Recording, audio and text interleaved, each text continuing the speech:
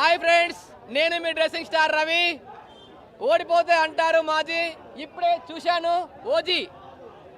OG గురించి సింపుల్గా చెప్పాలంటే ఊచకోత, miracle, goose bumps, world record, ఇలా చెప్పాలంటే ఎన్నో ఉన్నాయి.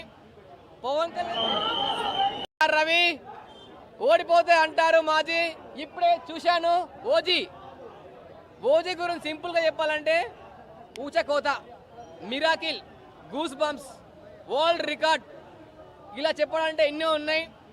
పవన్ కళ్యాణ్ గారు ఏంటి, ఆ లుకింగ్ ఏంటి, అబ్బా ఎలా చూపించారంటే అసలు చెప్పాలంటే నా మాటలు రావట్లేదు. ఒకప్పుడు తమ్ముడు మూవీ చూసిన హీరోలాగా ఆ లుకింగ్ కనిపించింది. ఒకప్పుడు తమ్ముడు మూవీ ఎలా ఉంది, గబ్బర్ సింగ్ మూవీ ఎలా ఉంది, ప్రతి ఒక్క మూవీ ఇట్టుకొట్టారు. ఈ సీన్లో ఇందులో మాత్రం ఎలివేషన్స్, ఫైట్స్ అవన్నీ చాలా బాగున్నాయి.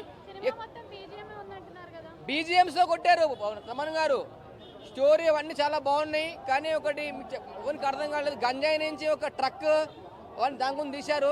ఇందులో ఫస్ట్ హాఫ్లో ఏంటంటే మన పవన్ కళ్యాణ్ గారు కొద్దిగా లేటుగా ఎంట్రీ ఉంటుంది. లేట్గా వచ్చినా లేటెస్ట్గా వచ్చారు. చెప్తున్నాను కదా, పవన్ కళ్యాణ్ గారిని చాలా అంటే చాలా బాగా చూపించారు. ఫస్ట్ ఫైట్ అయితే వైట్ షర్ట్ వేసుకొని బ్లడ్ నరుకుతుంటే ఆ బ్లడ్తో వాటర్లు తడిపినప్పుడు ఆ షర్టుని జెండలాగా కట్టారు. ఓజీ అంటే ఒక్కొక్కరు ఆ మూవీలో చెమటలు పట్టిపోతున్నాయి. చూపించే విధానం చాలా బాగుంది.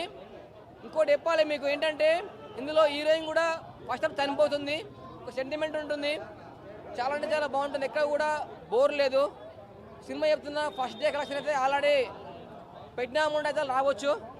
ఇంకొకటి చెప్పాలి ఏంటంటే, ఈ సినిమాలో ఒక డైలాగ్ ఉంటుంది. పవన్ కళ్యాణ్ చెప్పారు ఏంటంటే, జింక 90 మైళ్ళ వేగంతో పరిగెడుతుంది, పులి 60 మైళ్ళ వేగంతో పరిగెడుతుంది, అయినా కూడా జింక దొరుకుతుంది. ఎందుకు దొరుకుతుంది? భయం. ఆ భయం దొరుకుతుంది. ఆ భయం పుట్టించింది ఎవరు?